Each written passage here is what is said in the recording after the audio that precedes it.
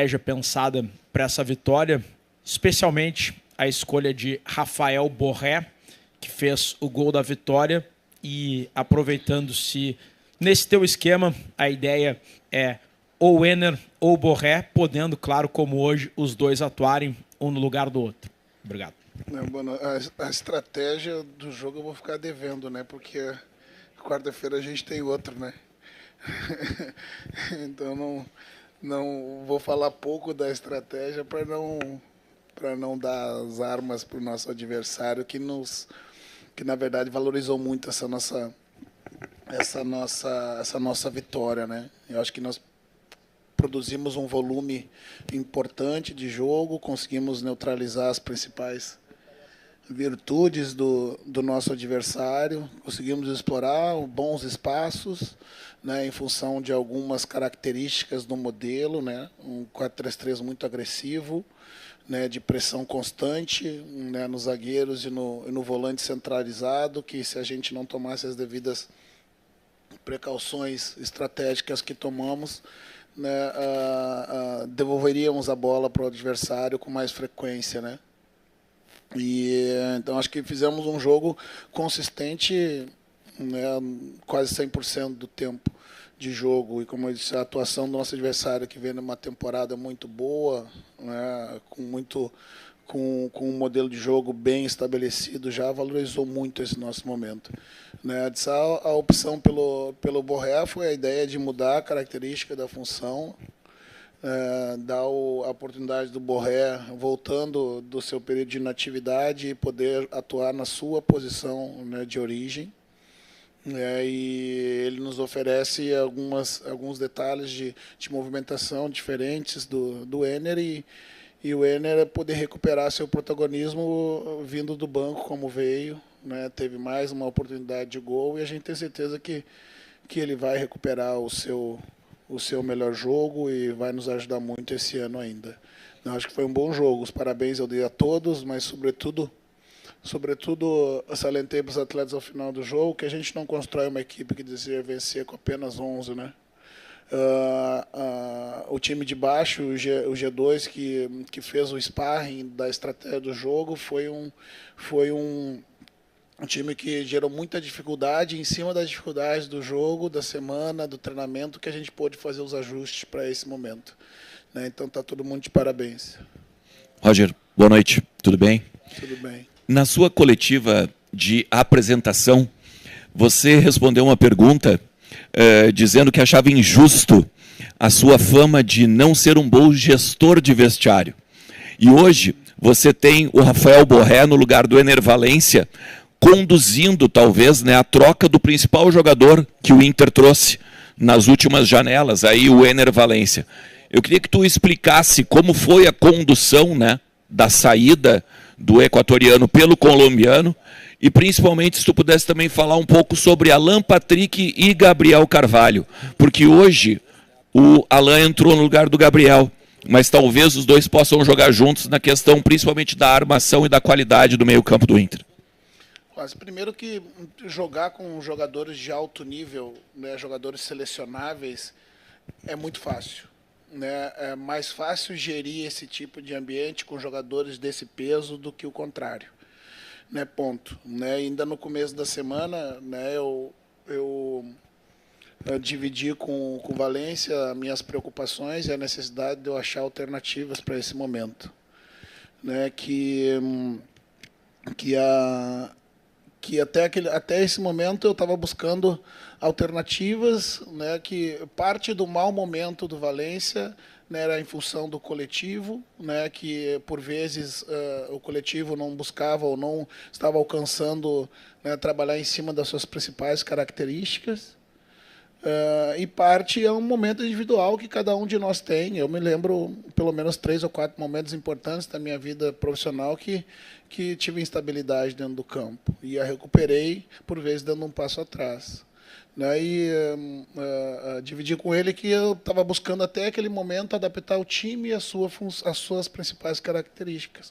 Mas, a partir daquele momento, eu ia fazer o inverso, né? Que eu ia adaptar a função, né, a as características que o time estava começando a se desenhar, e para que eu fizesse isso, né, ele deixaria o time para que eu buscasse uma outra alternativa. Né? Então, as conversas sempre mais diretas, né, porque eu sempre prefiro a honestidade, né, os critérios que eu estabeleço, né, por vezes, para troca, né, eles vão ser fazendo gestão, eles vão sendo, por vezes, estratégicos, táticos. Né, eu tenho que dar o direito para aquele que teve serviços prestados, como foi o Ener, buscar se recuperar dentro de campo, mas, porém, quando o mau momento ele é um pouco mais longo, né, eu preciso fazer essa gestão da troca, né, porque, por vezes, a ansiedade dele, né, ela pode ser recuperada a partir do momento que ele entra do banco. Né, e fiz questão de fazer no começo da semana, para que, de posse do momento que todos nós vivemos, né, da pressão pelos resultados, né, e ele especialmente por ser muito cobrado e se cobrar muito por esse momento, para que ele pudesse não trabalhar aquela semana sem a pressão de saber que ele vai iniciar entre os 11 e poder recuperar o seu jogo a partir do treino também. O coloquei em posições diferentes, né, hoje, né, até em algum momento pensei em utilizá-lo da forma como ele trabalhou na semana, que foi um pouco num tripé com o losango, com o Alain por trás, que era uma alternativa para determinado momento do jogo, justamente salientando para ele que era importante ele andar um pouco mais no campo, ele tocar mais na bola, ele sentir a vontade com os espaços do campo, porque isso também ia ajudá-lo a recuperar o seu jogo. Né? Então, digo isso tranquilamente, porque foi a forma como eu lidei com esse momento, e sempre vou lidar, sempre podendo e desejando ser direto com o atleta, porque quando jogava, a gente sabe quando o treinador está querendo contar uma historinha para a gente sabe de longe. Né? E o Alain e o Gabriel, eles podem jogar juntos. Eu vejo o Gabriel como um dublê de meia ponta e meia articulador. Né? Essa posição que ele está atuando agora, revezando com o Tabata, né, está fluindo bem. Né? O Alain é um jogador diferenciado. Né? A partir de agora eu começo a ter opções e preciso fazer outras escolhas, né, para aqueles que vão. Mas que bom, né, que a gente tem mais opções para esse momento. Né? Então, em algum momento eles podem aparecer juntos, né, em outros eles vão aparecer alternadamente. Né? O Gabriel, Tabata, Alain, Gabriel, né? Agora como teve recentemente Tabata e Gabriel, mas, né, dos 3 eu terei que escolher 2, né, para determinado momento, aí vou lidar com a estratégia de cada adversário também em cada momento. Roger, boa noite. Boa noite. A estratégia que você utilizou hoje, não quero que você dê detalhes, porque obviamente tem um outro jogo no meio da semana, mas a gente vai ver um Inter mais vezes nessa formação. Você já começa, agora que você já tem mais opções, a desenhar esse Inter considerado ideal no momento para a sequência, ou a gente vai ver mais variações táticas e um time sendo modificado a cada jogo de acordo com o adversário? Então, ele pode ser modificado, sim. Né? Como eu disse, essa semana eu treinei alguma variação, imaginando poder usar 2 atacantes à frente, né, pensando na figura do Valência e do Borré pela necessidade do jogo, colocando o Alain por trás como um meia de enganche, e abrindo 3 médios por trás, para que eu tenha, né, um losango.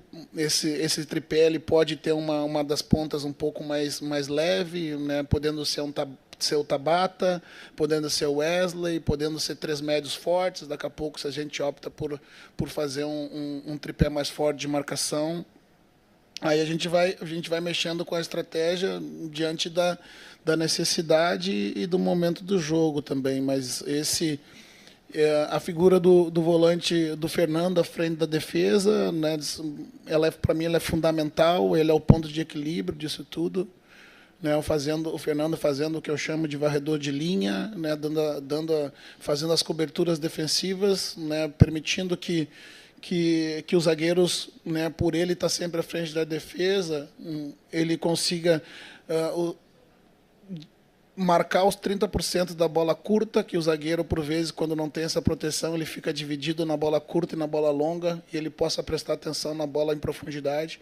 Hoje foi poucas bolas que entraram em profundidade, justamente porque as coberturas estavam ajustadas pela figura desse jogador à frente, né?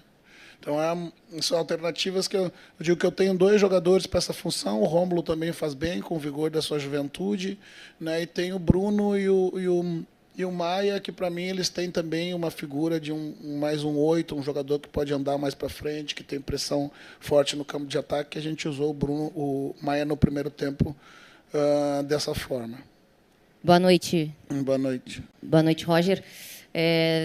O D'Alessandro chegou faz poucos dias, mas eu gostaria que você falasse um pouquinho sobre essa parceria que recém começou, o que tu pôde observar do trabalho desse novo diretor esportivo, qual a importância tu vê de ter um nome tão representativo para o torcedor dentro do projeto também. Muito obrigada.